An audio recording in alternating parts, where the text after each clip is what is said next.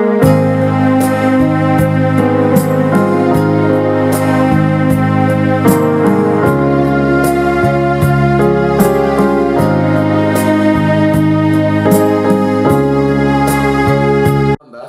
24 ayat 1 dengan 67, juga Kejadian pasal 22 ayat 20 sampai dengan 24. Panjangnya teks ini membuat saya pikir nggak usah dibaca untuk kedua kalinya.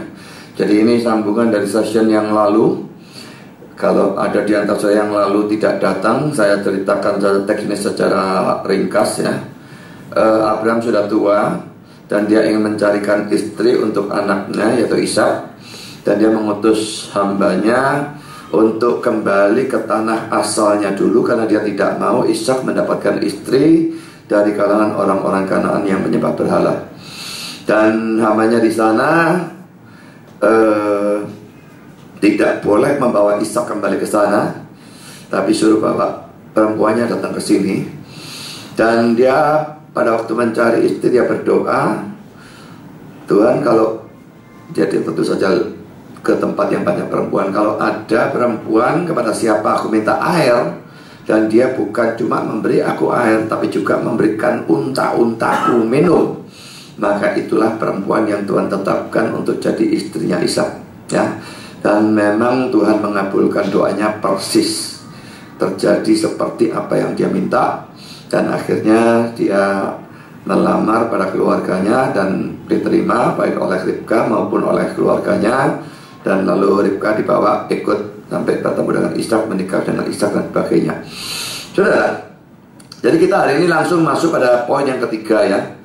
Jadi hamba itu sudah pergi, diutus dan sebagainya, dia berdoa, kita sudah tahu doanya kira-kira. Lalu yang ketiga ini kita melihat jawaban doa. Saudara, pertama, tanda yang dia minta itu terjadi dengan tepat. Di dalam Kejadian 24 ayat 15 sampai dengan 22, betul-betul persis, dan perhatikan ayat 15 itu ya. Sebelum ia selesai berkata, doanya belum selesai, Ribkanya datang. Dan waktu dia minta air, kasih air, bukan cuma air untuk dia, tapi juga unta-untanya. Dan saya kemarin sudah bahas yang ngasih minum unta itu banyaknya bukan main ya. Saya sudah hitung-hitung kira-kira 1,5 meter kubik untuk 10 ekor unta. Bayangkan gadis nimbah 1,5 meter kubik.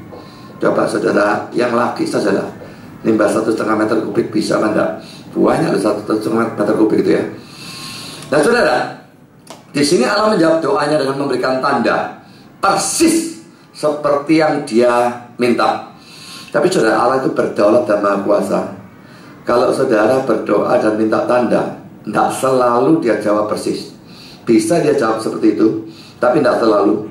Bisa saja dia menjawab dengan memberikan sesuatu yang lain, tetapi memberikan saudara keyakinan bahwa itulah yang dia kehendaki. Bisa ya dalam hal ini, tapi dia memberikan tanda sesuai dengan yang diminta. Kan sudah poin B, Allah sudah menjawab doa itu sebelum doa itu selesai dinaikkan. Coba kita lihat dalam Kejadian 24 ini ya, ayat 15, nggak usah dibaca, baca bagian bawah saja, ayat 15. Sebelum ia selesai berkata, maka datanglah Ribka. Itu tadi sudah baca. Lalu Kejadian 24 ayat 45, waktu dia menceritakan kepada keluarganya Ribka, belum lagi aku habis berkata dalam hatiku, Ribka telah datang. Saudara, orang ini belum selesai doa, jawabannya datang lebih dulu. Enaknya coba kayak gitu ya. Bapak tidak punya duit, Tuhan aku minta duit. Belum ada doa, blok, duitnya 1. Waduh, enak sekali saudara. Sakit, doa belum selesai, waras langsung bisa lari dan sebagainya. Enak saudara. Tapi saudara, tak selalu Tuhan jawab seperti ini ya. Tapi kita lihat beberapa ayat saudara ya. Yesaya 65 ayat 24. Maka sebelum mereka memanggil, aku sudah menjawabnya. Ketika mereka sedang berbicara, aku sudah mendengarkannya. Yang jelas saudara, kita belum doa, dia sudah tahu. Dan dia sudah mendengar. Loh, kalau kita buat apa doa? Tetap harus, karena itu diperintahkan ya. Daniel pasal 9 ayat 20 sampai dengan 23. Sementara aku berbicara dan berdoa dan mengaku dosaku dan dosa bangsaku, bangsa Israel, dan menyampaikan ke hadapan Tuhan Allahku permohonanku bagi gunung kudus Allahku. Sementara aku berbicara doa, terbanglah dengan cepat ke Allahku Gabriel. Ayat 23, ketika engkau mulai menyampaikan permohonan, keluar suatu firman. Belum selesai ngomong, kabarnya sudah diutus.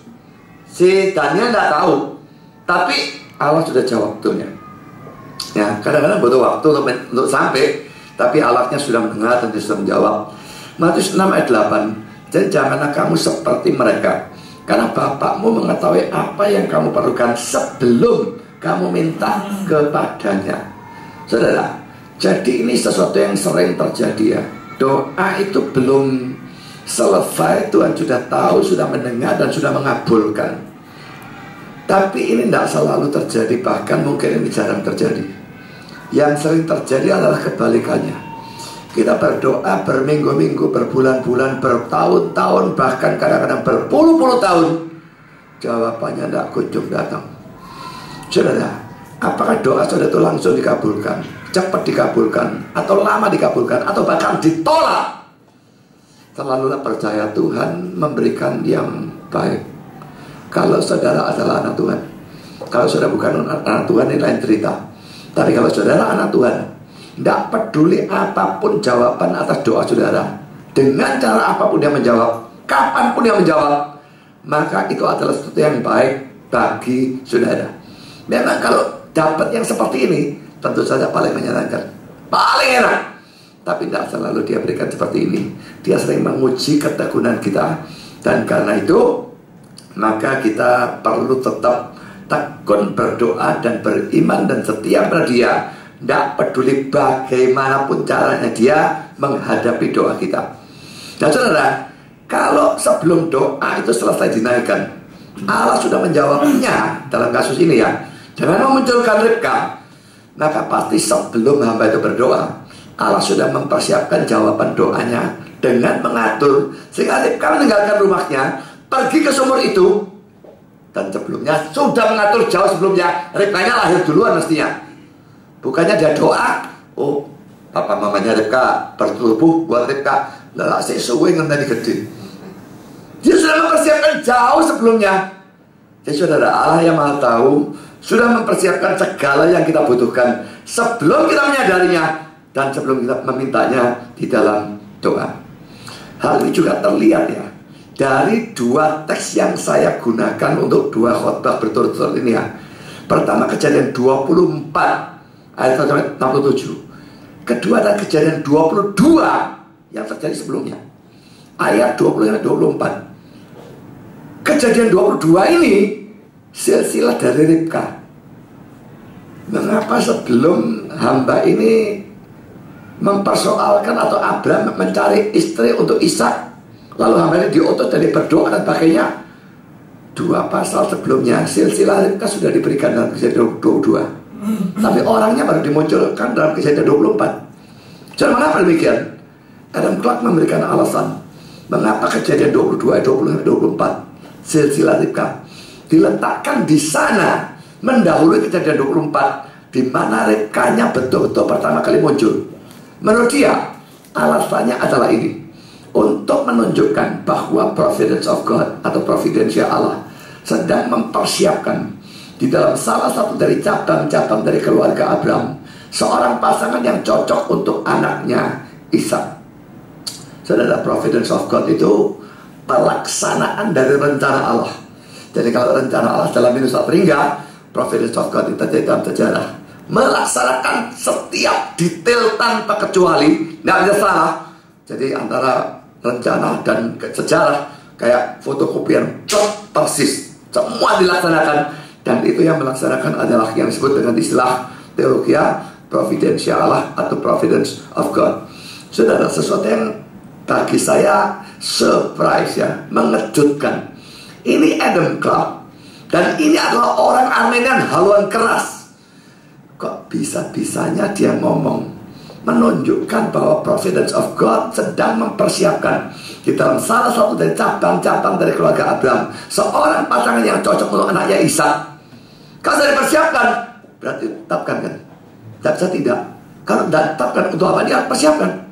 Aneh, ini orang Armenian bisa punya komentar reform seperti ini. Nah sekarang kontrasnya, saya sudah katakannya pada minggu lalu, saya akan bahas bukunya Sucipto Subno. Indahnya pernikahan Kristen. Jangan beli saudara. Ini buku sampah, sungguh-sungguh sampah. Dan akan saya buktikan, bukan cuma sampah, tapi orang ini melakukan penipuan. Dan jelas sekali orang ini bukan orang reform ya. Kalau dilihat dari komentarnya, nggak usah dengarkan omongan saya. Mari kita lihat saja ya.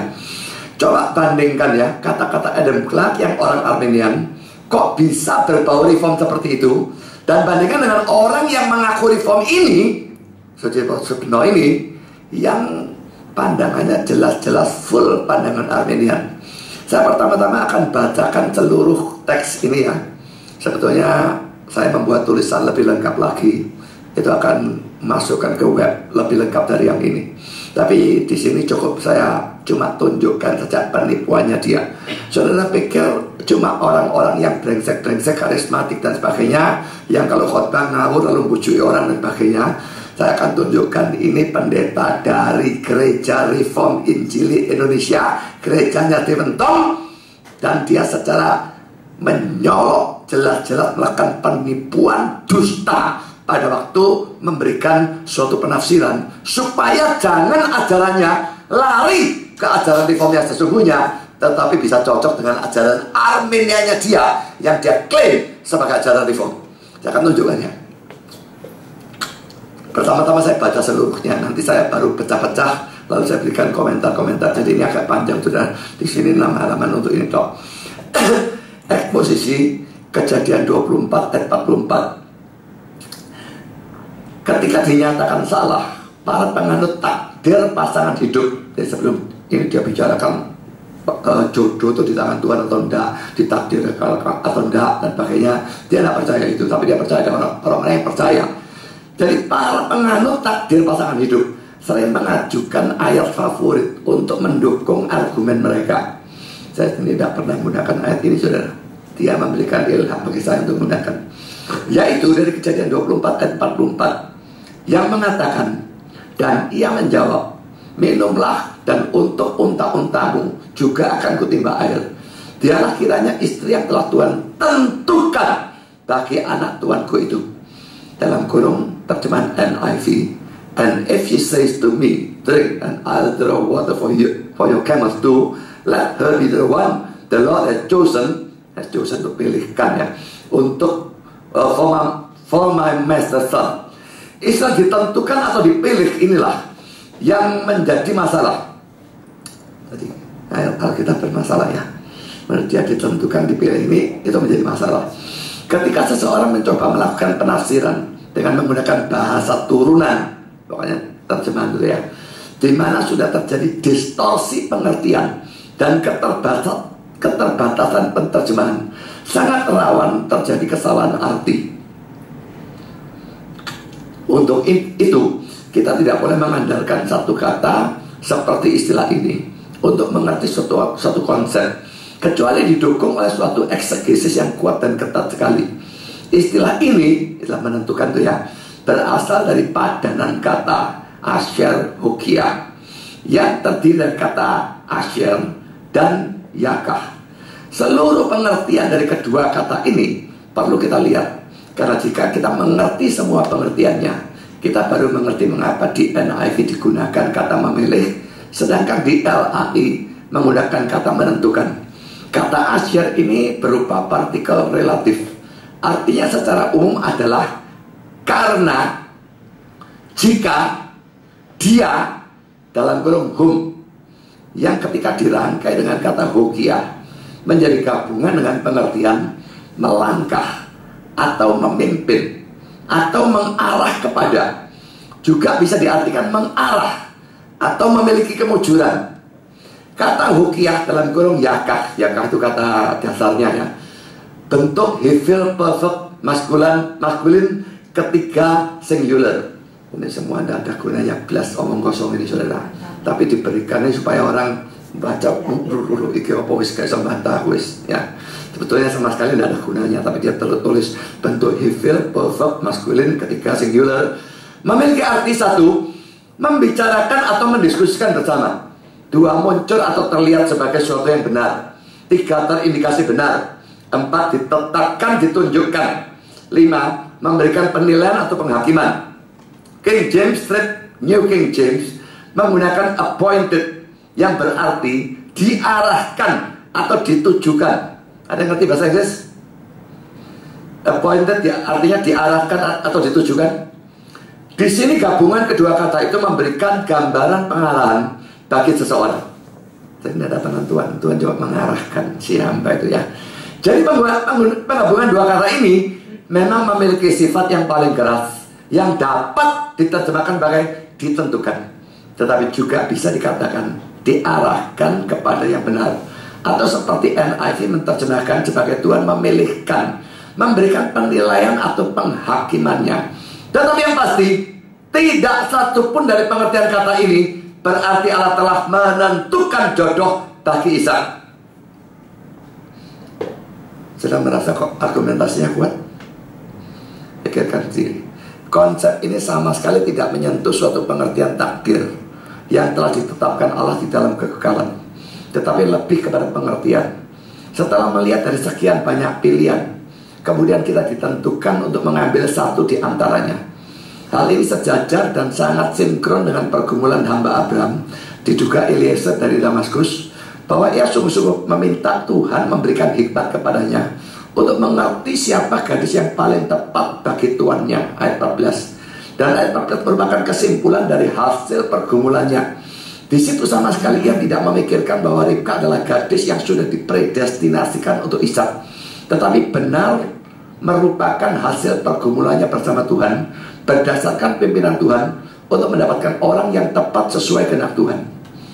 Coba deh, saya mungkin tidak ngerti semuanya sebelum saya bahas, tapi pikirkan sepintas saja komentar ini dengan komentarnya Adam Clark tadi ya. Yang tadi orang Armenian kasih komentar Reform, yang ini sekarang orang Reform kasih komentar Armenian. Tuhan tidak tentukan jodoh ya. Sekarang sudah saya berikan tanggapan ya. Di bawah ini saya akan potong-potong seluruh tadi itu ya, tidak ada yang saya buat, potong-potong, lalu saya berikan tanggapan di sela-selanya. Yang ada dalam kotak itu kata-kata dari pendeta Sucipto sebenarnya. Sekarang saya kutip, saya baca lagi sekali ya. Eksposisi Kejadian 24 ayat 4. Ketika dinyatakan salah, para penganut takdir pasangan hidup sering mengajukan ayat favorit untuk mendukung argumen mereka, yaitu dari Kejadian 24 ayat 4 yang mengatakan, dan dia menjawab, minumlah dan untuk tamu juga akan kutiba air, dialah kiranya istri yang telah Tuhan tentukan bagi anak Tuanku itu. NIV, and if she says to me, drink and I'll draw water for your camel too, let her be the one the Lord has chosen, pilihkan for my master son. Istilah ditentukan atau dipilih inilah yang menjadi masalah. Ketika seseorang mencoba melakukan penafsiran dengan menggunakan bahasa turunan, di mana sudah terjadi distorsi pengertian dan keterbatasan penerjemahan, seperti sangat rawan terjadi kesalahan arti. Untuk itu kita tidak boleh mengandalkan satu kata seperti istilah ini untuk mengerti suatu konsep, kecuali didukung oleh suatu eksegesis yang kuat dan ketat sekali. Istilah ini berasal dari padanan kata Asher Hokia, yang terdiri dari kata Asher dan Yakah. Seluruh pengertian dari kedua kata ini perlu kita lihat, karena jika kita mengerti semua pengertiannya, kita baru mengerti mengapa di NIV digunakan kata memilih, sedangkan di LAI menggunakan kata menentukan. Saudara, untuk potongan ini saya berikan dua tanggapan. Ini tanggapan saya yang pertama, yang untuk potongan pertama. Pertama, poin A, dia sama sekali tidak bisa membuktikan kalau terjemahan LAI ataupun NIV salah. Dan dia juga tidak memberikan eksegesis yang ketat, sebaliknya ngawur dan membohongi jemaat yang tidak mengerti bahasa Ibrani. Kedua, dia salah menggunakan huruf Ibrani. Ini pakai Ibrani, tapi mbok ndak teliti, mbok memang bodoh, ndak tahu gimana. Kata Yakah seharusnya bukan berakhiran dengan huruf he, tetapi dengan huruf het. Ya, huruf he dan het ini mirip, saudara. Kalau huruf he ini ndak nyambung, ngerti ya? Kalau huruf het ini nyambung. Dua itu beda, saudara. Huruf he pada akhir dari suatu kata tidak dibaca, tidak punya bunyi. Itu dalam pronunciation-nya atau pembacanya ya. Misalnya kata Yahweh, Yod He Lau He, terakhir he, bacanya dari kanan ke kiri. Ya, bahasa Ibrani. He pada akhir, maka bacanya Yahweh. Tidak ada orang baca Yahweh, tidak ada. Yahweh, huruf he pada akhir kata tidak dibaca, tapi huruf het pada akhir kata tetap dibaca. Karena itu kata Ibrani yang seharusnya adalah Asher Hukiyah, bukan Asher Hukiyah, seperti yang Sucipto Subeno katakan. Jadi dari sini sudah terlihat ini bahasa Ibraninya dia ini apa.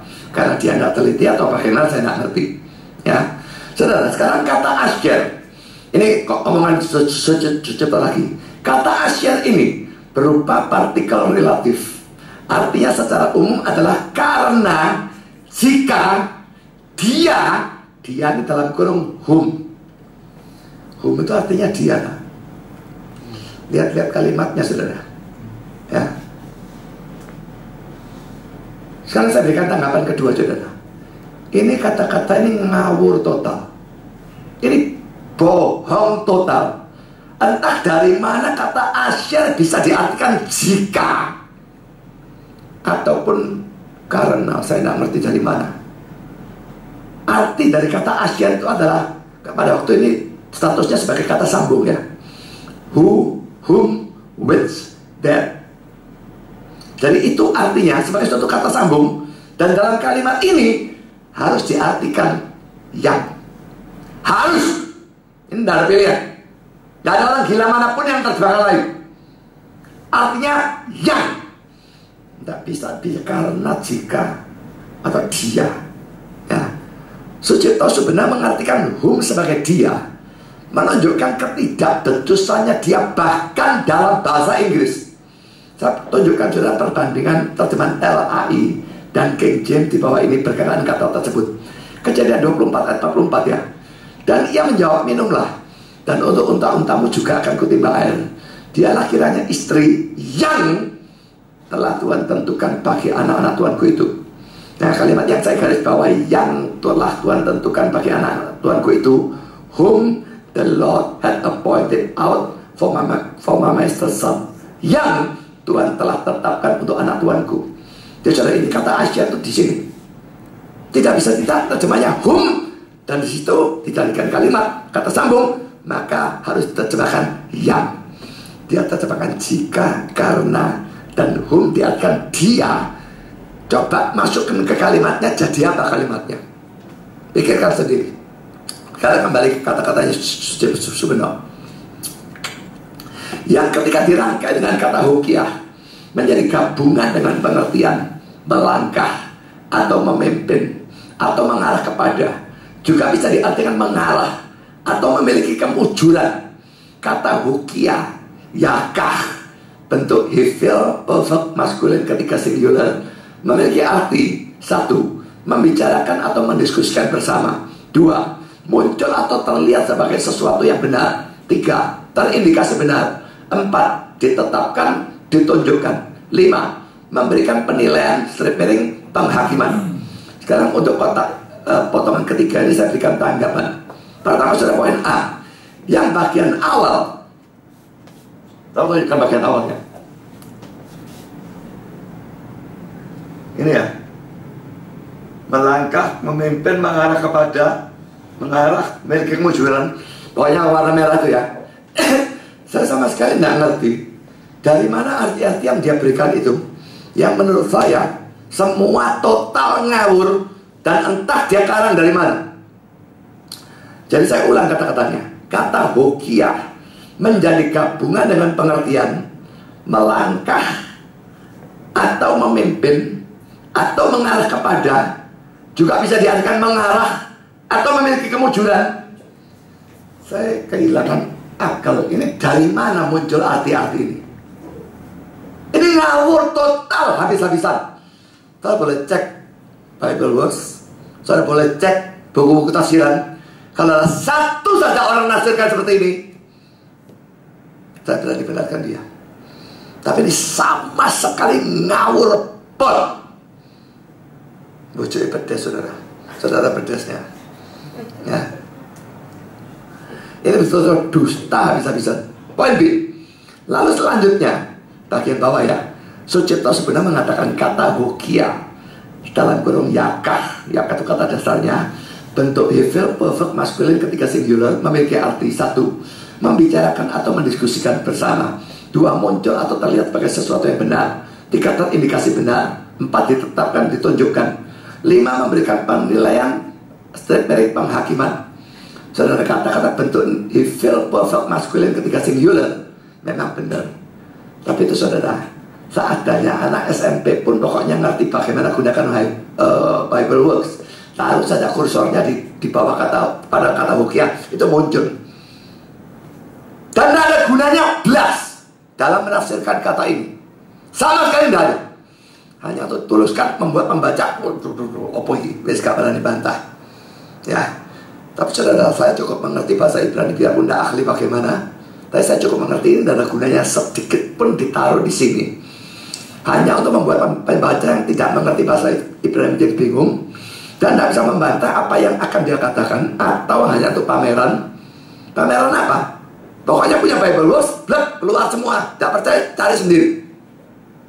Cari, taruh kata hokia, apa sih pakai bahasa Ibrani ya saudara? Taruh kursus di sana, keluar, ini keluar semua. Ya. Nah sekarang saudara, arti-arti yang dia berikan ini juga lucu ya, yang 5 artinya. Arti pertama, kedua, ketiga, dan keempat, B. Jadi arti pertama, membicarakan atau mendiskusikan bersama. Arti kedua, muncul atau terlihat sebagai sesuatu yang benar. Arti ketiga, terindikasi benar.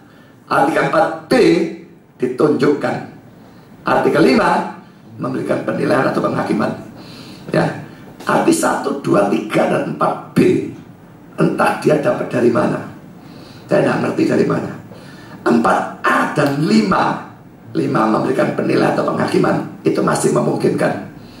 Tapi sekarang kalau misalnya arti ke-4A yang dipilih, 4A itu ditetapkan. Kalau ini saya tidak tahu dapat dari mana. 5 memungkinkan. 1, 2, 3 ngomong kosong. 4 ini kalau mau dipilih 4A, bukankah cocok jadinya dengan terjemahan LAI ataupun King James?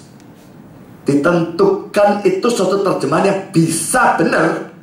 Menurut saya itu satu-satunya yang memungkinkan benar.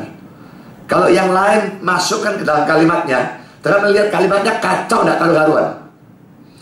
Sekarang kembali kepada kata-katanya Sucipto Subeno lagi. King James, New King James, menggunakan appointed, yang berarti diarahkan atau ditujukan. Di sini gabungan kedua kata ini, maksudnya Asia Rukia tadi ya, memberikan gambaran pengarahan bagi seseorang. Diterjemahkan appointed, katanya artinya diarahkan atau ditujukan. Jadi kedua kata ini diarahkan. Jadi bukannya Tuhan tentukan istri itu, tapi hamba ini diarahkan. Lalu diarahkan pada siapa? Istri yang Tuhan kehendaki. Kalau Tuhan kehendaki kan Tuhan tentukan. Dia tetap tidak bisa lari juga saudara. Tapi saya teruskan baca ya. Jadi penggabungan dua kata ini memang memiliki sifat yang paling keras, yang dapat diterjemahkan sebagai ditentukan, yang diakui. Diterjemahkan bisa ditentukan, tetapi juga bisa dikatakan diarahkan kepada yang benar. Nah yang benar ini siapa? Kan yang Tuhan kehendaki. Yang Tuhan kehendaki bukan ketentuan Tuhan. Dia tetap tidak bisa lari saudara. Atau seperti NIV menerjemahkan sebagai Tuhan memilihkan, memberikan penilaian atau penghakimannya. Tapi yang pasti tidak satu pun dari pengertian kata ini berarti Allah telah menentukan jodoh bagi Ishak. Saudara, tanggapan keempat saudara, menurut saya jangan diturunkan dulu ya, biarkan. Menurut saya saudara, ini puncaknya penipuan. Poin A saudara, dari mana kata bahasa Inggris appointed bisa diartikan diarahkan atau ditujukan? Saudara punya kamus bahasa Inggris, pulang dan lihat nanti. Appointed, apa artinya?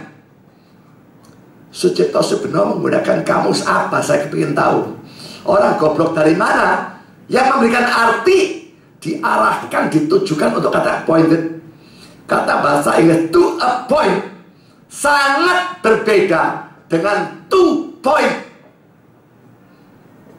Kalau to point menunjuk memang bisa diarahkan, ditunjukkan. Tapi appoint dan point itu beda langit dengan bumi. To appoint itu bisa diartikan mengangkat atau menunjuk. Tapi menunjuk bukan dodeng begitu, bukan itu ya. Mengangkat atau menunjuk dalam arti seseorang itu diangkat atau ditunjuk untuk menduduki suatu jabatan atau pekerjaan tertentu. I appoint Rudy as a pastor of this church, ya. Saya menunjuk atau mengangkat Rudy menjadi pendeta gereja ini. Nah, itu bisa. Tapi bukan nunjuk dodeng seperti itu, bukan itu. Kalau point bisa, tapi appoint tidak bisa, menunjuk, mengarah, itu tidak ada. Dan juga arti yang lebih sering untuk to appoint adalah menetapkan atau menentukan. Jelas bahwa di sini arti yang terakhir ini yang harus diambil. Jadi kata appointed artinya adalah ditetapkan atau ditentukan. Dan dengan demikian King James dan New King James memberikan terjemahan yang sebetulnya sama dengan terjemahan LAI. Dan karena Sucipto Subenno memberikan arti yang sama sekali salah, disengaja, maka kesimpulannya tentu saja juga sama sekali salah. Karena dia lalu berkata, di sini gabungan kedua kata itu memberikan gambaran pengarahan bagi seseorang. Sudah betul-betul ngawur secara total. Coba pikirkan ya, bagaimana mungkin dalam ayat 43 dan 44 yang bunyinya begini. Di sini aku berdiri dekat mata air ini. Kiranya terjadilah begini. Ini doanya dia ya. Apabila seorang gadis datang keluar untuk menimba air dan aku berkata kepadanya, tolong berikan aku air, minum air sedikit dari buyungmu itu. Dan ia menjawab, minumlah. Dan untuk unta-untamu juga akan kutimba air. Dialah kiranya istri yang telah Tuhan tentukan bagi anak tuanku itu. Nah, Asia Rukiah itu kan, Asianya itu yang tentukan itu, Rukiahnya itu ya. Bagaimana kata-kata yang terakhir itu bisa berarti memberikan gambaran pengarahan bagi seseorang. Kalau yang dan ini diartikan memberikan gambaran pengarahan bagi seseorang, kalimatnya jadi apa? Pikir sendiri.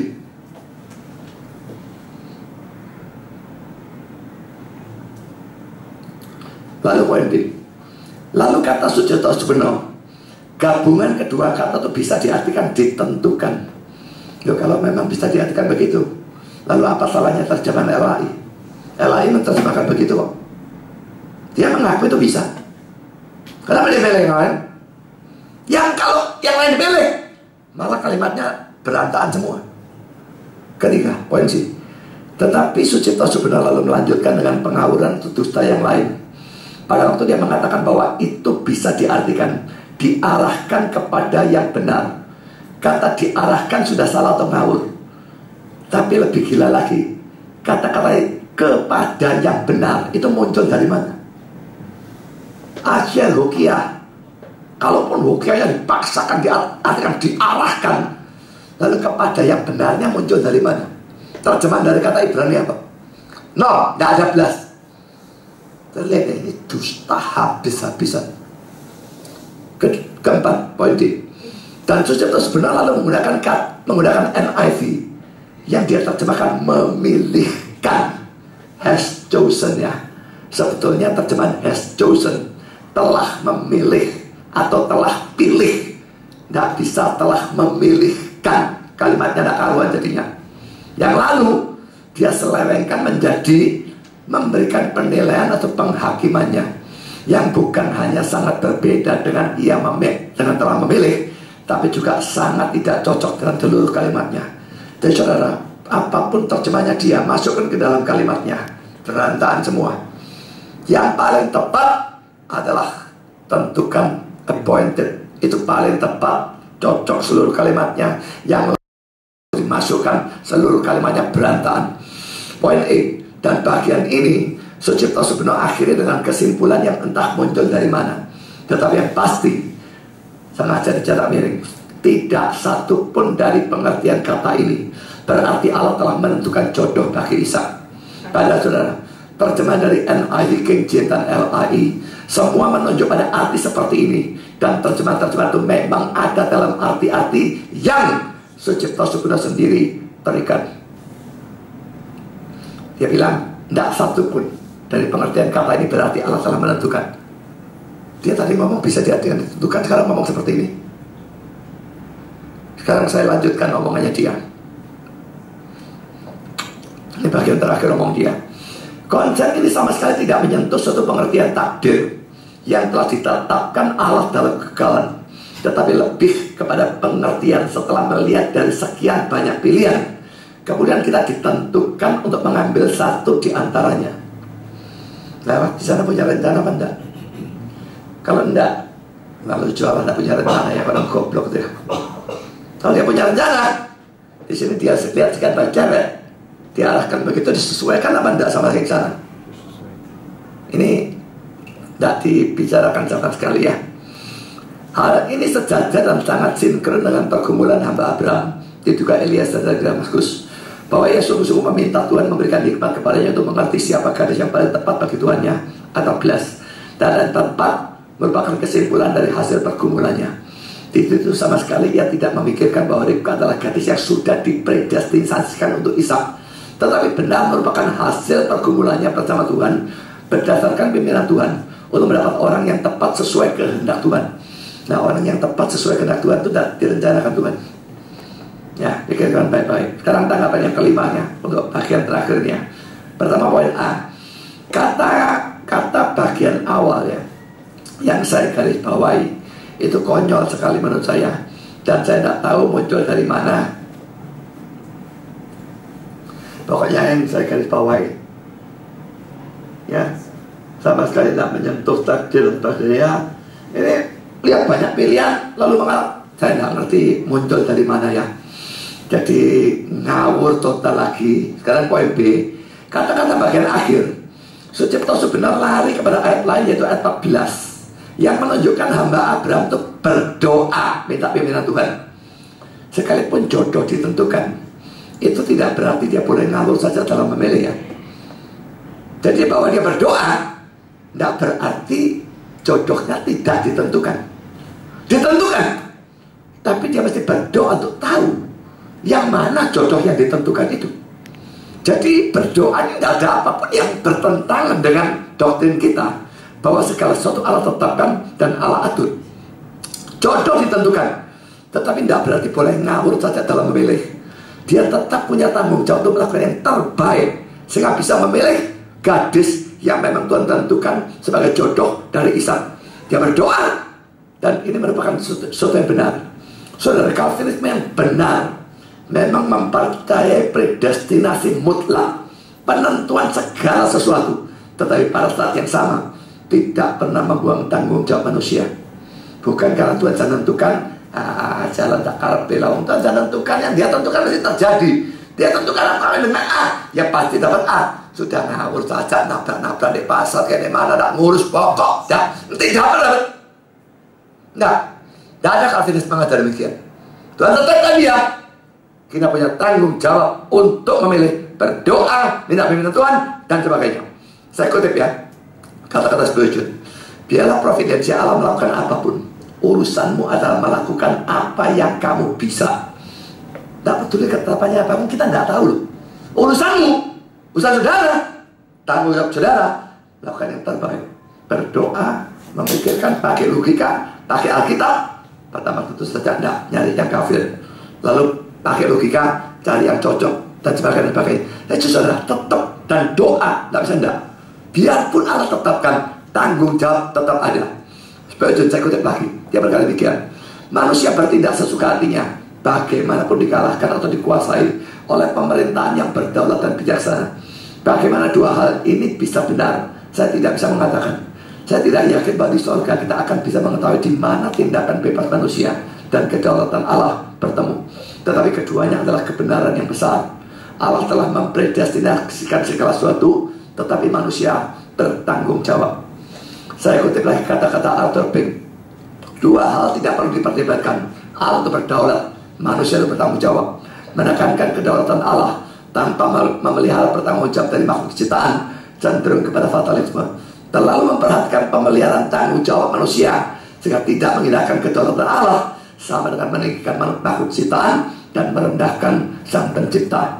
Arthur Pink melanjutkan, kita dilarang untuk mengkhawatirkan hari esok, Matius 6:34. Tapi jika ada seorang yang tidak memeliharakan sanak saudaranya, apalagi seisi rumahnya, orang itu murtad dan lebih buruk dari orang yang tidak beriman. 1 Timotius 5 ayat 8. Tidak ada domba Kristus yang bisa binasa. Yohanes 10 8-9. Tapi orang Kristen diperintahkan untuk membuat panggilan dan pilihannya teguh.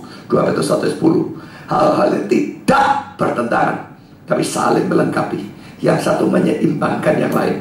Demikian kitab suci menyatakan kedaulatan Allah dan tanggung jawab manusia. Penafsir reform yang lain atau ahli teologi reform yang lain, Charles Hodge, Allah bisa mengontrol tindakan-tindakan bebas dari makhluk rasional tanpa menghancurkan kebebasan ataupun tanggung jawab mereka. Edwin Palmer, by the way, buku ini diterjemahkan dan diterbitkan oleh LLII dan diberikan prakata oleh pendeta Stephen Tong. Kalau secerta benar dalam tulisannya tentang indahnya pernikahan Kristen, buku ini buku sesat, tidak alkitabiah. Tapi diterjemahkan oleh mereka, diterbitkan mereka. Kasih prakata Stephen Tong, bagus sekali ya. Ini kata-kata dari Edwin Palmer. Hyper Calvinisme, bertentangan frontal dengan orang Armenian, adalah orang yang hyper Calvinis. Ia melihat pada kedua fakta, kedaulatan Allah dan kebebasan manusia. Dan seperti orang Armenian, ia mengatakan bahwa ia tidak dapat mendamaikan kedua kekuatan yang tampaknya bertentangan itu. Seperti orang Armenian, ia memecahkan problem itu dengan cara yang logis, dengan menyangkal satu sisi dari problem itu. Sementara orang Armenia menyangkal kedaulatan Allah, maka penganut hyper Calvinisme meninggalkan fakta tanggung jawab manusia.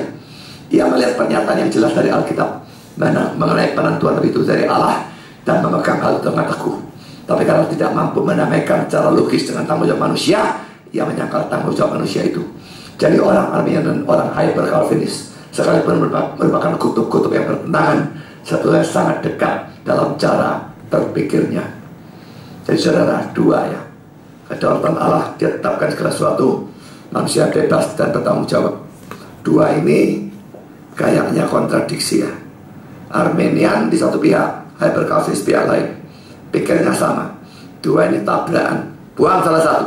Cuma Armenian buang yang kedaulatan manusia, Allah tidak menentukan. Sucipto sebenarnya maksudnya seperti itu kan. Hyper Calvinis, Allah menentukan. Jadi tanggung jawab manusia buang. Tak usah mikir.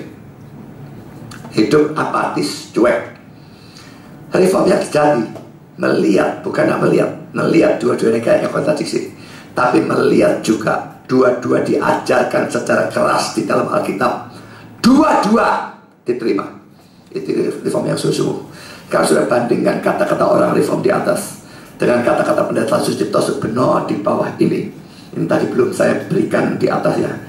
Seringkali orang berkomentar, kalau memang dia jodoh kamu, tidak perlu dikejar-kejar, nanti datang sendiri. Nah ini benar saudara. Gak ada cowok ngapeli cewek saudara. Ya, ngajak keluar, ngajak makan, entah duwe kayak apa. Nah jodoh ketika datang cewek yang datangnya cowok begitu ya. Betul pandangan seperti ini? Apa yang melatar belakangi pandangan ini? Jika kita menelusuri lebih dalam, maka pemahaman bahwa jodoh ada di tangan Tuhan sebenarnya adalah manifestasi dari doktrin atau pengajaran tentang takdir. Pemahaman itu mengajarkan bahwa seluruh tindakan manusia sudah ditakdirkan oleh Allah, dan apa yang telah ditakdirkan itu tidak pernah bisa diubah oleh manusia. Dengan kata lain, manusia bagaikan sebuah wayang di mana Tuhan sebagai dalangnya. Saya nyerang model kayak begini nih, Armenia nyerang kita begini, dan dia nyerang seperti ini. Dia Armenian atau reform?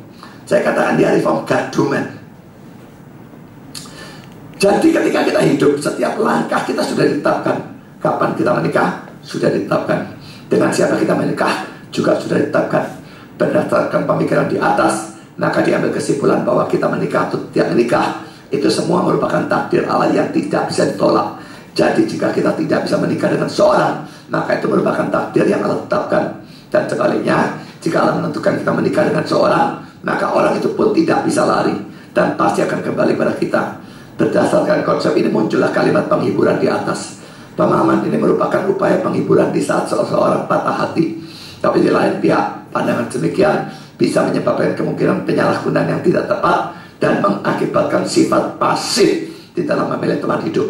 Akibatnya semuanya akan ditanggapi secara skeptis. Kalau demikian, maka orang-orang reform diajarkan untuk secara pasif menerima pasangan hidupnya.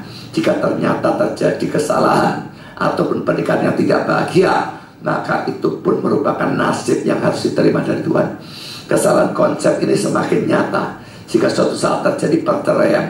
Seseorang bisa dengan ringan dan sembrono mengatakan bahwa perceraian itu juga terjadi karena kehendak Tuhan. Karena kalau Tuhan tidak menghendaki, ia tidak mungkin bisa bercerai. Padahal konsep ini jelas bertentangan dengan konsep Alkitab. Kalau dia menikah lagi dengan gadis lain, maka kembali ia mengatakan bahwa itu pun sudah suratan takdir. Atau istilah Kristen yang lebih populer adalah sudah merupakan penetapan Allah yang tidak bisa diganggu-gugat. Kalau Allah tidak menetapkan, bagaimana mungkin ia bisa menikah lagi? Termasuk jika seorang menganggap semua urusan pernikahan adalah ketetapan Allah yang tidak bisa tidak harus terjadi, maka ketika seseorang berselingkuh juga bisa dianggap bahwa perselingkuhan itu pun adalah ketetapan Allah yang tidak bisa ia tolak, sehingga ia harus melakukan perselingkuhan itu sebagai takdir atau penetapan Allah. Saudara, yang diserang oleh pendeta bodoh ini bukan Calvinisme. Yang diserang oleh dia adalah hyper Calvinisme. Dia tidak bisa bedakan, atau dia sengaja campur adukan. Karena poin C, dalam bagian akhir, Sucipto sebenarnya mengatakan di situ sama sekali ia tidak memikirkan bahwa Ribka adalah gadis yang sudah dipredestinasikan untuk Ishak, tapi benar merupakan hasil pergumulannya bersama Tuhan berdasarkan pimpinan Tuhan untuk mendapatkan orang yang tepat sesuai kehendak Tuhan. Dari mana ngomong ini? Sucipto sebenarnya tidak menuliskan ayat 14 itu ya. Kalau saudara baca bukunya bisa lihat ini ya. Catatan kaki dia tuliskan ayat 14b, tapi tidak ayat 14a. Dan 14a-nya yang justru penting, tapi tidak tulis. Dia tidak tuliskan, dia ngomong seenaknya sendiri. Mari kita lihat ayat 14 itu ada hubungannya dengan ayat 44, ya atau tidak. Kita baca ayat 14. Kiranya terjadilah begini, anak gadis kepada siapa aku berkata, tolong miringkan buyungmu itu supaya aku minum, dan yang menjawab minumlah, dan unta-untamu juga akan aku beri minum. Dialah kiranya yang kau tentukan bagi hambamu Ishak, dan dengan begitu akan ku ketahui bahwa engkau telah menunjukkan kasih setiamu kepada Tuanku itu. Ada kata kau tentukan. Ayat 44, dan ia menjawab minumlah. Ini faktanya waktu terjadi ya. Minumlah, dan untuk unta-untamu juga akan kutiba air. Dialah kiranya istri yang telah Tuhan tentukan bagi anak Tuanku itu. Nah ini waktu dia ceritakan. Jadi saudara, yang ayat 14 ada kata kau tentukan, yang ayat 44 ada kata tentukan. Dua-dua bisa dicek di Bible Books, berasal dari kata dasar yang sama, yakah tadi ya. Jadi bagaimana dia bisa berkata bahwa pada saat berdoa hamba Abraham itu tidak memikirkan bahwa Ribka adalah gadis yang sudah dipredestinasikan untuk Ishak. Jelas dia memikirkan itu dari adanya kata kau tentukan. Hanya saja dia tidak tahu gadis mana yang Tuhan tentukan.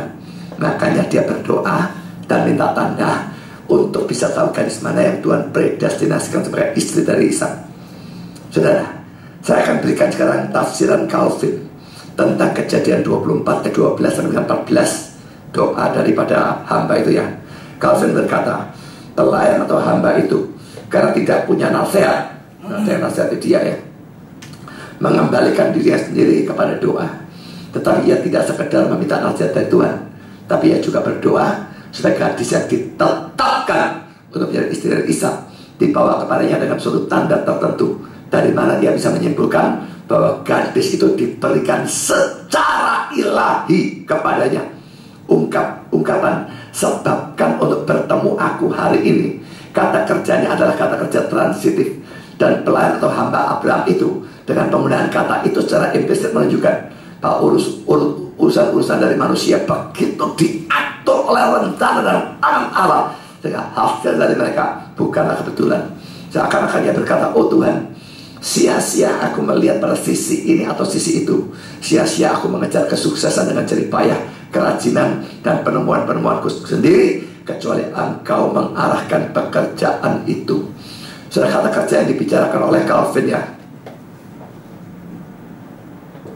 Ini ya, transitif dan sebagainya itu ya. Dan dia terjemahkan sebabkan untuk bertemu aku hari ini. Itu ada dalam ayat 12. Cuma diterjemahkan secara berbeda baik oleh LAI maupun kitab bahasa Inggris. Tapi editor dari Calvin Commentary mengatakan bahwa mungkin arti yang diberikan oleh Calvin adalah yang lebih benar. Artinya lebih benar. Ayat 12 itu terjemahan kita. Lalu berkatalah ya Tuhan Allah Tuhanku Abraham, buatlah kiranya tercapai tujuanku pada hari ini. Jadi yang saya garis bawah ya, buatlah kiranya tercapai tujuan kepada hari ini. Nah kalau saya terjemahkan, sebabkan untuk bertemu aku hari ini. Tuhan yang diminta untuk menyebabkan bertemu ya dengan gadis yang Tuhan tentukan. Itu doanya dia. Kesimpulan saya saudara, dari penjelasan terlihat dengan sangat jelas ya, pendeta ini Sucipto Subino, Reform Injili namanya ya. Menurut saya dia jelas-jelas seorang reform kandungan ya. Dan dia terlihat jelas menurut saya mau menipu para pembaca bukunya dengan menggunakan bahasa Ibrani dan bahasa Inggris, dan juga memberikan eksegesi sama sekali tidak karu-karuan. Saudara, saya berikan sebagai perbandingan ya, terjemahan dari beberapa kitab suci bahasa Inggris di bawah ini. Semua ini mau salah semua. Sucipto sebenarnya benar. Coba kita lihat Kejadian 24 ayat 44. Dan ia menjawab, minumlah, dan untuk unta-untamu juga akan kutiba air. Dialah kiranya istri yang telah Tuhan tentukan bagi anak Tuanku itu. Ya, jadi kata yang diterjemahkan whom, telah tentukan, had appointed, out, dan sebagainya. Ya, King James bagian yang saya terakhir toh ya, yang saya terjemahkan dalam bahasa Inggrisnya ya. Cuma ini saja, mulai sini terus sampai sini, yang di atas tidak. King James, whom the Lord had appointed out for my master son, yang Tuhan telah tetapkan untuk anak Tuanku. RSV atau NASB, whom the Lord has appointed for my master son, yang Tuhan telah tetapkan untuk anak Tuanku. NIV, the Lord has chosen for my master son, yang telah Tuhan pilih untuk anak Tuanku. ASB, whom Jehovah had appointed for my master son, yang Yehovah telah tetapkan untuk anak Tuanku. NIV membuang atau tidak menerjemahkan kata bahasa Ibrani asher yang diterjemahkan whom oleh yang lain, yang, tapi dalam seluruh kalimat memang tidak ada perbedaan arti dibandingkan dengan versi-versi yang lain. Jadi dalam NIV kata whom itu tidak muncul. Ya memang sama dia dibuang, tapi kalau dilihat kalimatnya, terjemahnya tidak berbeda. Sekarang saudara, sebagai perbandingan lagi saya memberikan di bawah ini penafsiran Calvin sendiri berkenaan dengan apakah pernikahan Ishak dan Ribka memang merupakan kehendak atau rencana Tuhan, ya atau tidak. Saudara, Calvin tentang Kejadian 24 ayat 26-27, ia tidak bersukaria seperti orang-orang dunia biasa lakukan, seakan-akan kejadian atau peristiwa itu bersifat kebetulan, tapi ia bersyukur kepada Allah berkenaan dengannya sebagai hasil dari providensia. Dan ingat ya, providensia itu pelaksanaan rencana Allah, bahwa ia telah dipimpin dengan tepat seperti itu ke tempat yang telah ia inginkan. Karena itu ia tidak membanggakan nasib baiknya, tapi ia menyatakan bahwa Allah telah menangani Abraham dengan baik dan setia. Karena itu pengucapan syukur ini mengajar kita untuk selalu mempunyai providensia Allah di hadapan mata kita, supaya kita bisa menganggap berasal dari Dia apapun yang terjadi secara menyenangkan atau berhasil bagi kita. Secara providence, saya ulangi, itu pelaksanaan dari rencana Allah atau pengaturan segala sesuatu supaya rencana Allah dalam hidup satu ringka itu terlaksana secara mendetail tanpa kecuali. Ya saudara, dia jelas, Calvin jelas percaya providensia Allah yang melakukan. Dia harus bersyukur, dia bisa berhasil karena Allah yang mengatur semuanya. Lalu saudara, Calvin dalam tafsiran tentang Kejadian 24 ayat 33, kelima, ia menyatakan bahwa Abraham dalam keyakinan penuh bahwa Allah akan menjadi pemimpin atau pembimbing dalam perjalanannya, telah menyerahkan seluruh urusan kepadanya. Keenam, ia menyatakan bahwa apapun yang telah ia minta dalam doa telah ia dapatkan dari Tuhan. Dari mana terlihat bahwa pernikahan yang akan ia tangani atau laksanakan adalah sesuai dengan kehendak Allah. Dan terakhir, bahwa Allah telah menjadi pemimpin dari seluruh urusan. Terakhir, tafsiran Calvin tentang Kejadian 24 ayat yang ke-50. Hal itu keluar atau datang dari Tuhan. Ini kata-kata dari Kejadian 24 ayat 50 ya. Mengingat mereka diyakinkan lalu pembicaraan dari orang itu. Jadi keluarganya Ribka diyakinkan ya oleh kesaksian dari hamba Abraham ya, bahwa Allah adalah pencipta dari pernikahan ini. The author of this marriage ya. Pakai bahasa Inggris kata author, tak biasa terjemahkan pengarang, tapi sini harus diartikan pencipta, dan memang bisa diartikan pencipta. Jadi kamu lihat kamus Webster, kalau kamus yang kecil-kecil tidak ada, tapi Webster author bisa diartikan pencipta. Mereka mengakui atau menyatakan bahwa adalah tidak sah bagi mereka untuk menawarkan apapun yang bertentangan. Mereka menyatakan bahwa hal itu keluar atau datang dari Tuhan, karena Ia telah membuat kehendaknya nyata oleh tanda-tanda yang paling jelas. Maka kami mengerti bahwa sekalipun agama yang benar hanya sebagian dijalankan di antara mereka, dan bagian yang lain dituladan atau dipengaruhi dengan kesalahan-kesalahan yang buruk, tapi rasa takut pada Allah tidak pernah padam sama sekali. Tetapi prinsip ini tetap ditanamkan dengan teguh dalam semua pikiran mereka, bahwa Allah harus ditaati. Maka jika penyebab berhala yang buruk yang hampir meninggalkan agama, bagaimanapun begitu menundukkan diri mereka sendiri kepada Allah, sehingga mengakuinya sebagai tidak sah bagi mereka untuk menyimpang dari kehendaknya, betapa lebih tepatnya seharusnya ketaatan kita. Kalau begitu kehendak Allah dinyatakan kepada kita, bukan hanya hendaknya lidah kita diam, tapi hendaknya semua indera kita diam, karena merupakan suatu ketidakhormatan yang berani untuk menerima pikiran apapun yang bertentangan dengan kehendak itu. Kejadian 24 ayat 58 dan Petrus menjawab, semuanya ini datangnya dari Tuhan.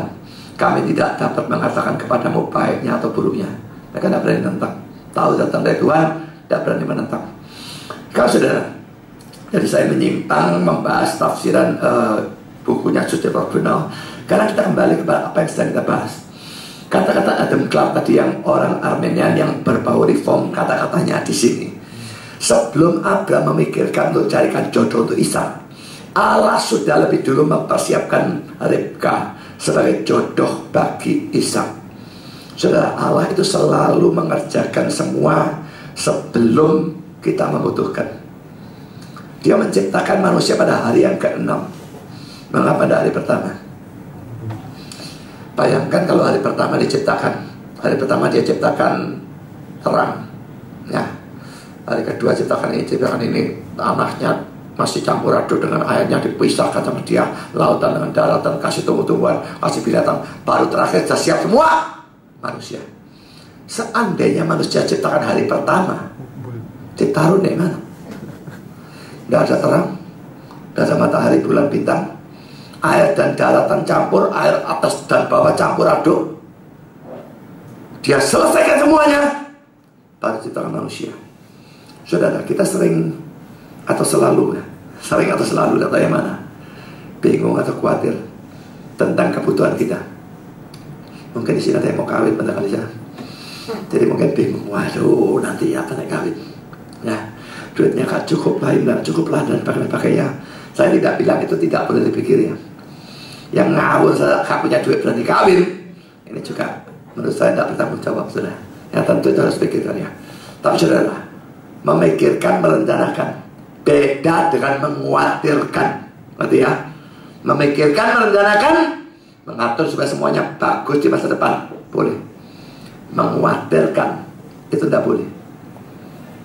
Percaya saudara, sebelum saudara memikirkan atau mendoakan kebutuhan saudara, Allah sudah tahu, dan Dia sudah mempersiapkan kebutuhan saudara itu, dan Dia pasti akan memberikannya pada waktu yang tepat. Ini kalau saudara anak Tuhan. Saya tidak bicara kalau saudara bukan anak Tuhan. Saya tidak tahu saudara punya kebutuhan apa, dan apa di masa depan yang mengkhawatirkan saudara. Mungkin Pak Yu takut kena stroke lagi, Bu Yu juga mungkin ya, sekarang saya belum waras, stroke lagi masalah ya, apa nanti ya, memang bisa terjadi. Saya tapi bilang tak bisa, siapa? Kita wajib berusaha menangani hal itu, olahraga, makanan jaga dan sebagainya, pakai obat dan macam-macam. Memikirkan, merencanakan supaya semuanya baik di masa depan harus. Mengkhawatirkannya tidak boleh. Bensin naik, banyak sekali yang khawatir. Tentu kita harus atur pengeluaran kita Sekali lagi saudara, bolak-balik saya ngomong, jangan beli apa yang saudara ingin, beli apa yang saudara butuh. Kalau kepingin beli, tidak peduli berapapun gaji saudara cukup kan. Hanya karena orang punya BlackBerry, saudara beli BlackBerry. Orang punya iPad, saudara beli iPad. Orang punya TV 58 inci, saudara beli juga. Tak mau kalah 80 inci. Ya bangkrut saudara. Orang punya BMW, wah kamu kalah, beli Lamborghini. Bisa, memang gitu. Jor-joran. Beli apa yang saudara betul-betul butuhkan. Kalau saudara kelebihan duit, saya tidak ngomong. Ya, saya sukamu.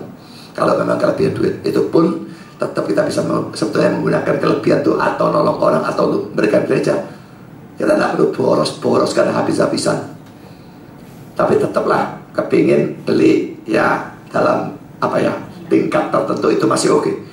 Tapi kalau saudara pas-pasan apalagi tidak cukup dan saudara turuti keinginan saudara, saudara lebih dari goblok.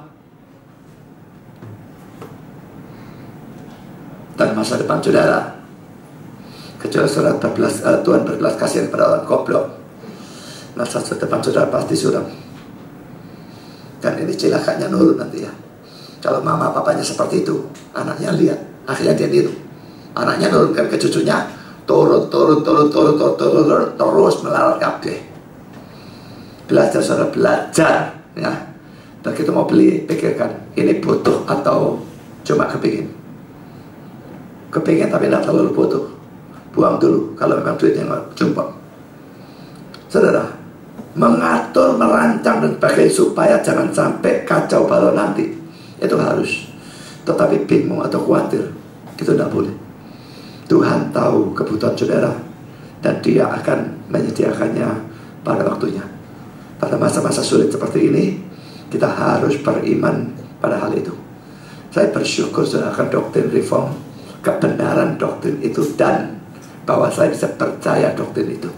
Andai kata saya jadi Armenian tolol seperti Suster Beno yang tidak percaya bahwa semua di tangan Tuhan, ditetapkan, diatur untuk kebaikan kita, wah ini betul-betul silakan. Saya tidak ngerti bagaimana imannya bisa bertahan kalau tidak ada penetapan yang dilakukan berdasarkan cinta pada kita. Pengaturannya juga dilaksanakan berdasarkan cinta pada kita. Saya tidak tahu bagaimana harus hidup. Sekarang poin kedua, dia diberitahu tentang asal usul atau keluarga dari Ribka dalam Kejadian 24 ayat 24. Lalu jawabnya kepadanya ayahku Betuel, anak Milka, yang melahirkannya bagi Nahor. Saudara, menjadikan hamba Tuhan, hamba Abraham itu sangat senang ya. Karena pertama poin A, ternyata Ribka termasuk sanak saudara Abraham seperti yang diinginkan Abraham dalam Kejadian 24 ayat 4. Suruh balik ke tanah asalnya, kepada sanak saudaraku. Nah, ini benar, cocok. Poin ini, Ribka tidak diturunkan dari gundik Nahor, tapi dari istri Nahor. Coba kita lihat Kejadian 22 yang merupakan silsilah Ribka itu ya. Sesudah itu Abraham dapat kabar juga Milka telah melahirkan anak laki-laki bagi Nahor saudaramu, Uz anak sulung, Bus adiknya, Kemuel ayah Aram, juga Keset, Hazo, Pildas, Hitlaf dan Betuel. Dan Betuel memperanakan Ribka. Ke-8 orang inilah dilahirkan Milka bagi Nahor saudara Abraham itu, yang sudah dari istri ya. Ya biarpun tidak disebutkan istri, tapi itu implisit sangat kuat karena dalam ayat 24 yang satunya disebut gonde. Kalau dia juga gonde, mesti disebut. Tidak disebut gonde, dia pasti istri. Ayat 24 yang dan gonde Nahor yang namanya Reuma melahirkan anak juga, yakni Tebah, Gaham, Tahas dan Makan. Jadi saudara, Ribka keluarga Abraham dan dilahirkan bukan dari gonde tapi dari istri Nahor. Itu sesuatu yang menyenangkan. Tidak ada orang kepingin anaknya dikawinkan dengan anaknya gonde. Itu anaknya gonde selalu dianggap saudara. Saudara, ini menyebabkan dia betul yakin Ribka adalah gadis yang Tuhan kehendaki untuk jadi istri Ishak, dan karena itu dia menyembah atau bersyukur pada Tuhan. Kejadian 24 ayat 26 dan 27. Lalu berlututlah orang itu sujudnya Tuhan serta berkata, terpujilah Tuhan Allah Tuhanku Abraham yang tidak menarik kembali kasihnya dan setianya dari Tuhanku itu, dan Tuhan telah menuntut aku di jalan ke rumah saudara Tuhanku ini.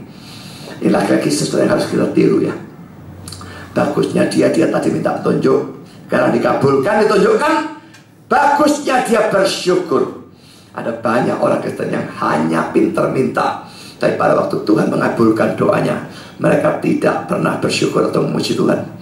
Bandingkan saudara Lukas 17 ayat 19, cerita tentang 10 orang kusta yang sembuhkan Yesus. 10 sembuh, 1 tok kembali yang orang Samaria untuk bersyukur, 9 tidak. Menunjukkan yang berapa besar persentase orang yang setelah dapat kebaikan Tuhan datang kepada Tuhan dan bersyukur. Dan mari kita jadi orang yang tahu terima kasih, dan bukan orang yang cuma minta tapi tidak bersyukur. Yang ketiga, dia pergi ke rumah Ribka dan keluarga Ribka, dan dia disambut dengan baik dalam Kejadian 24 ayat 28 sampai dengan 33. Dan berlarilah gadis itu pergi menceritakan kejadian ke rumah ibunya. Ribka punya seorang laki-laki yang namanya Laban. Laban berlari keluar mendapatkan orang itu ke mata ayat tadi. Sesudah dilihatnya anting-anting itu dan gelang pada tangan saudaranya. Ini pasti emas ya. Dan sesudah dengarnya perkataan Ribka saudaranya yang punya begitu dikatakan orang itu kepadaku, ia melakukan orang itu yang masih berdiri di samping unta-untanya di dekat mata air itu dan berkata, marilah engkau diberkati Tuhan, mengapa engkau berdiri di luar, padahal telah kusediakan rumah bagimu dan juga tempat untuk unta-untamu. Masuklah orang itu dalam rumah, ditangkapkannya pelana unta-unta, diberikan jerami makanan pada unta-unta itu, lalu dibawa air masuk kaki untuk orang itu dan orang-orang yang bersama-sama dengan dia. Tapi ketika dia makan depannya, berkata orang, aku tidak mau makan sebelum ku sampaikan pesan yang membawa ini. Jawab Laban, silakan. Dari cerita selanjutnya tentang Yakub dan Laban dalam Kejadian 29:31 ya, terlihat bahwa Laban atau kakak Ribka adalah orang yang tamak. Sangat besar kemungkinannya Laban di sini menyambut hamba itu dengan baik, karena ketamakan dia ini. Dia lihat, wih, gelang, anting-anting emas, soge. Coba gelangnya dari seng, mungkin kata-katanya lain, saudara. Ya, perhatikan ayat 29 dan 30. Sesudah dilihatnya anting-anting dan gelang. Saudara, jangan bersikap kayak Laban, saudara. Kalau lihat orang itu, apa yang dilihat nomor satu? Sebetulnya mesti dilihat nomor satu itu kerohaniannya. Ada yang melihat cantiknya atau gantengnya, ya masih lumayan itu, daripada yang melihat tabungannya, depositonya, mobilnya mobil apa, rumahnya jalan apa, luasnya berapa, tingkat berapa, dan sebagainya. Saya dulu punya satu teman di Atlas. Kalau dia lihat cewek yang dia senang, nomor satu yang dia lihat, ceweknya datang naik mobil apa. Lalu nomor dua, rumahnya di mana? Nek rumahnya Mulyasari ya. Mulyasari. Nek Kertajaya, wah. Ya. Lalu masih belum puas dia. Dia selidiki, saudaranya berapa? Masih rumah Kertajaya harganya enggak tahu berapa M. Nek dulurnya 12. Ini warisan dibagi 12 dapat sedikit, saudara. Rumah Kertajaya anak tunggal. Wah. Tak peduli elek tutupi saja kotaknya orang ayu. Nah saudara, jangan tiru sikap yang seperti gini ya. Ada banyak orang Kristen sekalipun yang juga seperti itu ya. Bersikap ramah kalau putrinya didatangi pemuda yang kaya. Dan ada banyak gadis yang langsung sikapnya ramah kalau yang datangi pemuda yang kaya. Saya bisa pastikan orang Kristen yang seperti ini pasti akan bersikap berbeda dibandingkan kalau yang mendekatinya atau mendekati putrinya bukan pendeta, bukan pemuda kaya, tapi seorang mahasiswa teologi atau pendeta atau penginjil. Kecuali kalau penginjilnya ini keturunannya Alex gitu ya. Wah, naiknya Bentley ya, lain ceritanya saudara. Tapi kalau pendeta biasa-biasa, bukan pendeta melarat, bisa sah ya. Dari bagiannya satu hal yang bisa kita dapatkan ya, Allah Maha Kuasa dan berdaulat, tapi dia bisa menggunakan, dia begitu berkuasa sampai dosa pun, dosanya Laban bisa dia gunakan mengatur, melaksanakan rencananya menikahkan Ishak dan Ribka. Di sini dia menggunakan ketamakan Laban, menjadikan terlaksana pernikahan itu. Laban menyambut karena tamak. Apakah dia berjasa? Mengatakan Laban berjasa sama seperti mengatakan Yudas Iskariot juga berjasa dalam penyaliban Kristus. Tentu saja tidak. Allah yang berjasa. Hal yang buruk bisa dia ubahkan menjadi sesuatu yang baik. Saudara, poin yang keempat, dia menceritakan tentang Abraham, Ishak dan pimpinan Tuhan yang dia dapatkan dalam Kejadian 24 ayat 34 sampai 49. Terlalu panjang, bisa baca sendiri. Intinya dia ceritakan pertama, Abraham adalah orang yang rohani, dia berkati Tuhan sehingga jadi kaya. B, Ishak adalah satu-satunya anak atau ahli waris Abraham. Ismail dihitung. C, karena pimpinan Tuhan lah, maka dia mendapatkan Ribka. Dan dia lalu minta jawaban mereka atas lamarannya dalam Kejadian 24 ayat 39. Dan sekarang apabila kamu mau menunjukkan kasih dan setia pada Tuhanku itu, beritahukan kepadaku. Dan jika tidak, beritahukan juga kepadaku supaya aku tahu entah balik kanan atau ke kiri. Minta tegas, diterima atau tolak. Poin kelima, Ribka dan keluarganya menerima lamaran itu. Kejadian 24 ayat 50 dan 61. Pertama, poin A, mereka percaya cerita hamba itu bahwa Tuhan memang menghendaki Ribka menjadi istri dari Abraham.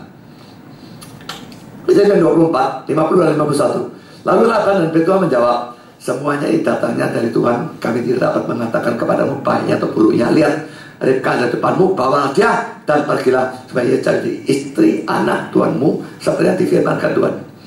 Awas ya, jangan sembarangan percaya kalau seseorang berkata pada saudara bahwa Tuhan menghendaki dia menikahi saudara. Bisa saja dia penipu. Dalam hal ini, orang-orang ini semua benar, tapi zaman sekarang tentu percaya model seperti begini tidak bisa dilakukan. Bisa habis anak saudara. Poin B, baik Ribka maupun keluarganya tidak jual mahal. Banyak cewek bilang, jangan jual murah, jual mahal. Saya tidak senang orang jual murah, tapi saya tidak senang juga orang jual mahal terlaluan. Ayat 51, 50, 51, 58. Saya baca 58 saja. Lalu mereka memanggil Ribka dan berkata padanya, maukah engkau pergi beserta orang ini? Jawabnya, langsung mau. Ya, saudara, memang tidak perlu jual murah. Itu membuat kesan yang tidak baik. Tapi bagaimanapun jangan jual mahal dengan bersikap munafik atau dusta. Dia bisa jual mahal dengan saya tak pikir 3 hari bisa, kalau mau gitu. Dia bisa juga jual mahal dengan munafik. Kok mahal sih wakah? Enggak lah, gak mau. Kalau dia begitu tahu-tahu hamba itu bilang, ya wis kamu ya wis tinggal pulang, buyar sudah, bubar semua. Dari jual mahal tapi tetap mikir. Kalau memang itu jodoh yang Tuhan tetapkan dan saudara memang merasa sak gitu, jual mahalnya jangan keterlaluan membuat sampai bubar semua. Karena poin ke-6, pertemuan dan pernikahan Ishak dengan Ribka dalam ayat 62 sampai ayat 67. Adapun Ishak telah datang dari Allah sumur Lahai-Roi, ia tinggal di tanah Negeb. Menjelang senja Ishak sedang keluar untuk berjalan-jalan, bukan jalan-jalannya, meditasi di di padang. Ia melahirkan pandangannya, maka dilihatnya ada unta-unta datang.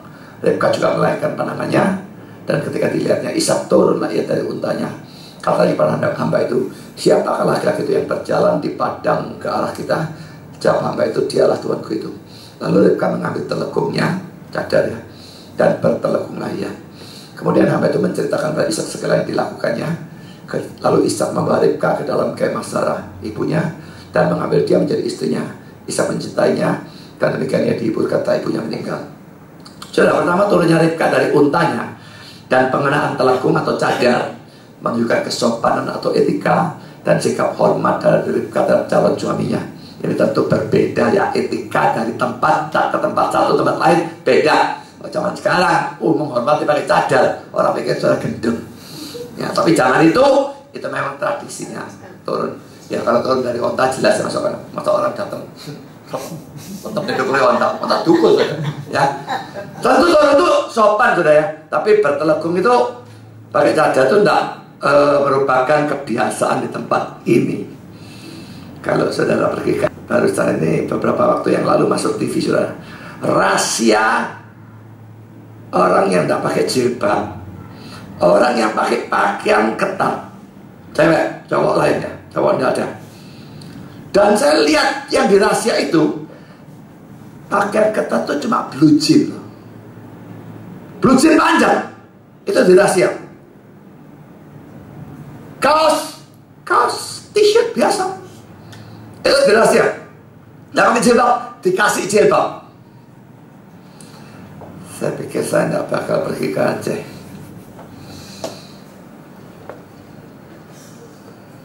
Ini betul-betul, itu bukan urusan tradisi, ini urusan agama yang diekstrimkan. Saudara YB, akhirnya Ishak menikah dengan Ribka. Saudara, kesimpulan atau penutup ya.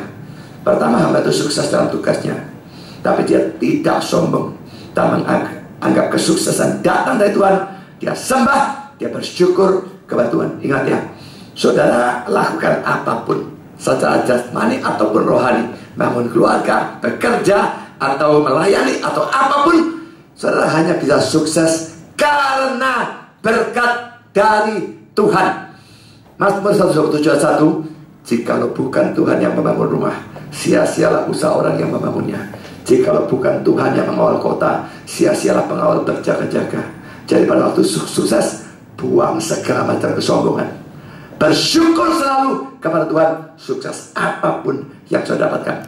Kedua, kalau kita mau hidup sesuai dengan Tuhan, sekalipun hal itu sukar, baik dalam perjodohan maupun hal lain, dan kita melakukannya dengan banyak berdoa dan minta pimpinan Tuhan, Tuhan pasti akan berkati usaha kita sehingga kita akan berhasil. Jangan jalan ngawur, turuti dia, berdoa dan minta pimpinan, dia akan memberkati dengan caranya sendiri. Dan ingat, berkat di gereja ini jangan diartikan sebagai berkat di gereja-gereja lain. Berkat Tuhan tidak selalu berkat secara sekuler, bisa berkat secara rohani, tapi yang pasti memberkati. Maukah saudara melakukannya? Tuhan memberkati saudara.